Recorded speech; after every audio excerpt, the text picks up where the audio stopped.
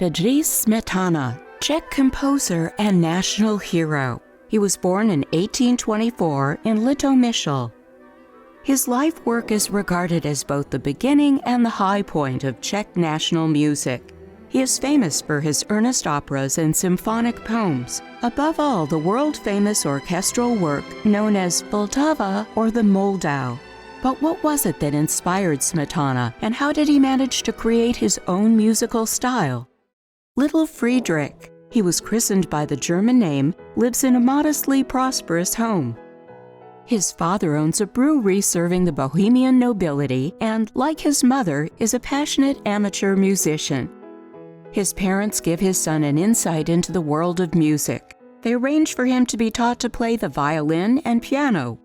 And Friedrich displays great talent. He makes his first performance as a pianist at the age of just 6. By 8, he is creating his own short compositions.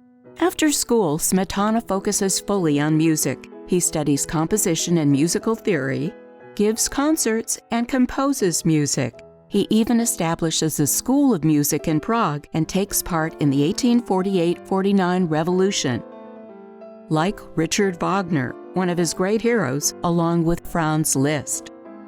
Influenced by the Czech national movement, Smetana learns the Czech language as an adult and begins calling himself Bedřich. From 1861, after spending several years in Sweden, he works tirelessly on creating a musical culture unique to Czechia. Smetana is committed to the national Czech concept in all aspects of his life, as a conductor and music director, as a music critic, in associations and societies, and of course in his music. He looks to Bohemian history and mythology for themes for his work, and transforms these themes into the first great national operas of his homeland, which is striving for cultural and political independence at this time. By some distance, Smetana's most famous work is Vltava or the Moldau, a symphonic poem from the Vlast or My Fatherland cycle, which he composed from 1874. Just 1 year later, Smetana is completely deaf.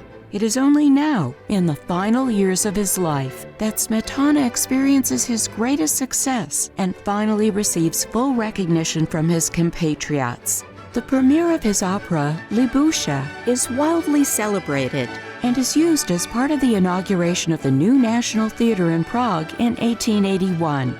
But the composer's health continues to deteriorate. In 1884, at the age of just 60, the seriously ill Smetana dies in a hospital in Prague. To commemorate him, the Prague Spring International Music Festival begins each year on the day of his death.